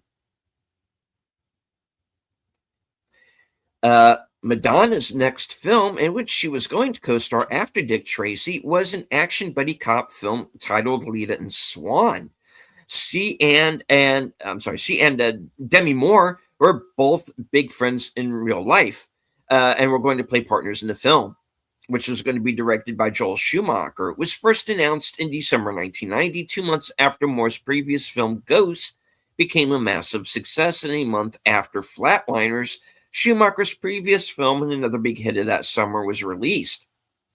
Described as a female version of Lethal Weapon, the film was in development at Warner Brothers and was going to be produced by Joel Silver, who also produced all of the Lethal Weapon films and another action buddy hit, 48 Hours. The filming was planned for fall of 1991. Due to Moore's pregnancy and with the release in summer of 1992, Silver and others were so enthusiastic about the project that they already planned it for it to have 2 sequels. However, Lita and Swan was never made. One of the hardest characters for the makeup artist to create was Little Face Finney, one of the hoodlums killed in the garage shootout at the beginning. In the comics, the character has a normal-sized head with a face no bigger than the average adult nose. A child was cast as Finney, then fitted into an oversized body and made-up head.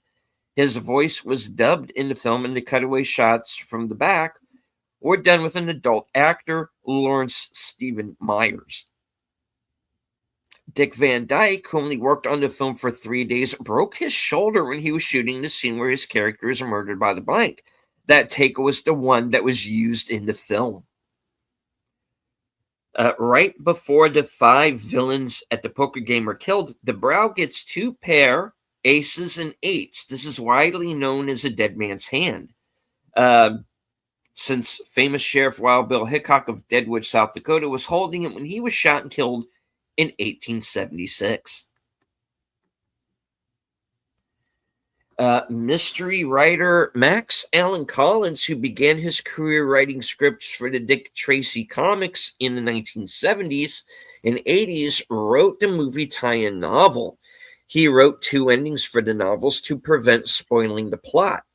He wrote 2 endings for the novels to prevent spoiling the plot. The books released before the movie did not feature the revelation that the blank was actually Breathless Mahoney. The novels released after the film featured this reveal. Collins also wrote a direct sequel to the movie called Dick Tracy Goes to War. In the novel, Nazi spies, including Pruneface's widow, take over Big Boy's Club Ritz and use it as a base for sabotage operations. Tracy, now working for military intelligence, battles the spies who are using mobsters like BBI's Shaky, who's Breathless's dad in the comics, and the Mole as Muscle. Final body count 27. Because I got up and I missed the cop by the fruit stand getting shot.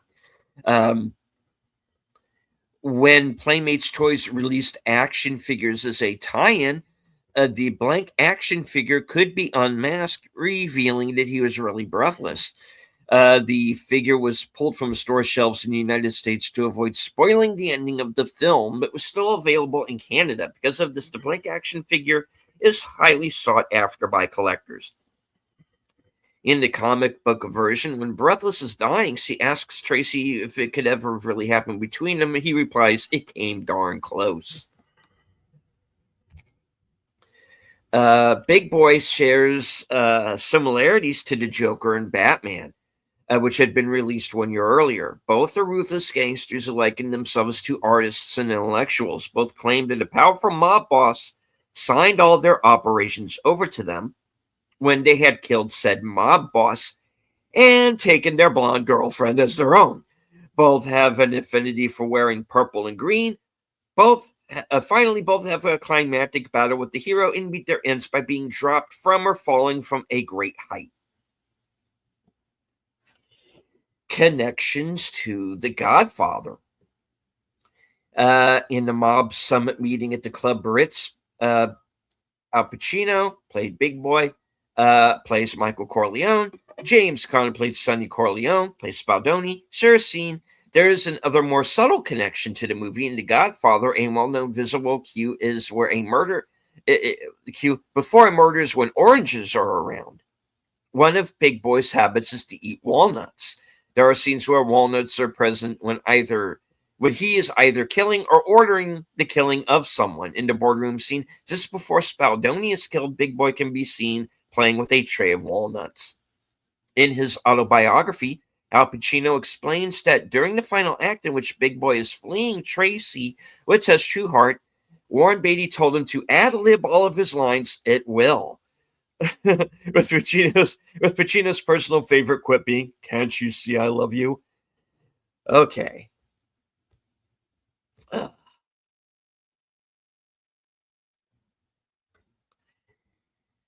And hello to Joe's Atmosphere. Good to see you, sir. Yep. I saved this one for last because it is freaking long.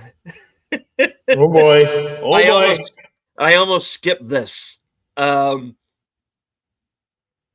right.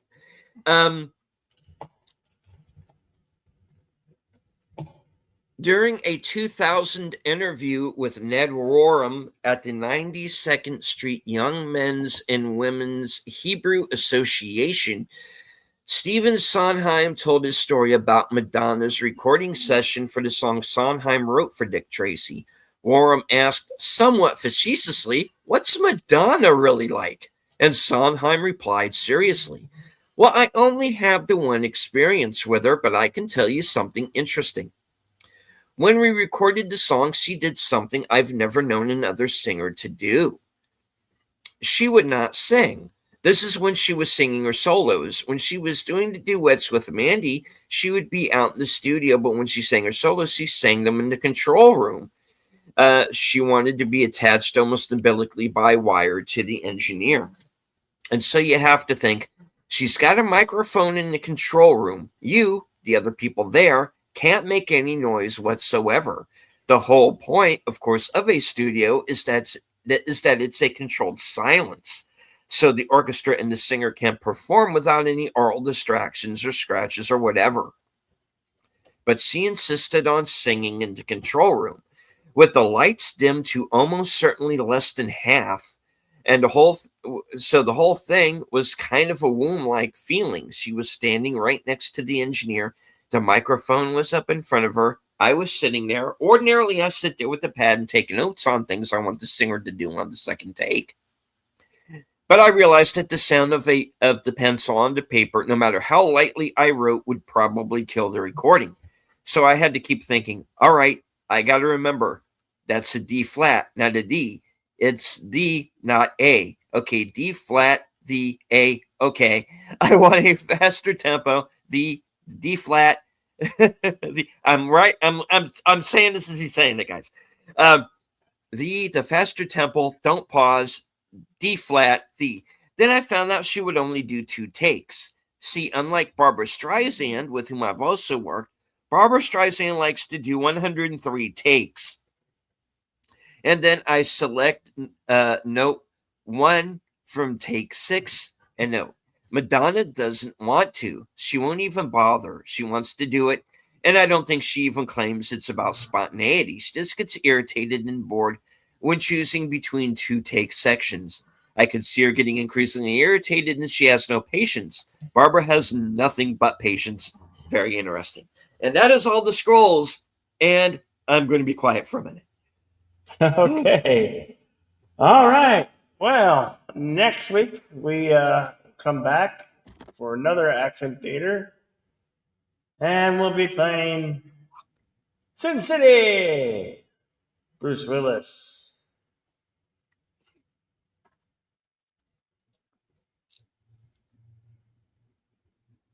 Bruce Willis, Jessica Alba.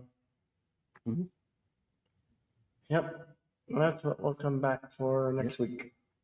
Same action channel, same deleted scenes channel. Yep. Western cinema coming up Sunday.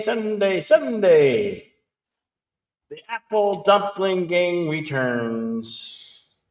Tim Conway, Don Knutts. So, do consider joining us for that one. As I always say on these, at the end of these, thank you all for coming. And always, always be excellent to one another. Party on.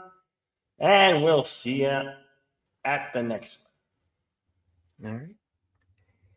And I would once again like to thank Bill for allowing me to be the sidekick again for this program. Yeah. I will, of course, be in the same spot, also as the sidekick for Western Cinema Presents. I do also want to announce that Bill is going to be my guest this week on my program Reserved Seats, which is also Sunday night. That's going to be at 11 p.m. Yeah. I also want to remind everybody my program Coming Attractions later on this evening, 11 p.m. Eastern, 10 p.m. Central, where you get to find out everything I am going to be up to on YouTube for the next week. And as I always say, at the end of every broadcast, I want to thank everybody who joined us in the live chat, both on YouTube and on Cosme. I know that at one point we had over 70 people watching. Thank you very much. Yes. Even if it was only for a few moments, I hope you enjoyed the show. Hit the like, share out the stream. And as I always say, from HQ, our second home office in Arizona, and all points north, south, east, west, and beyond, good night. Take care. Stay strong. Be safe and healthy, because this is how we win.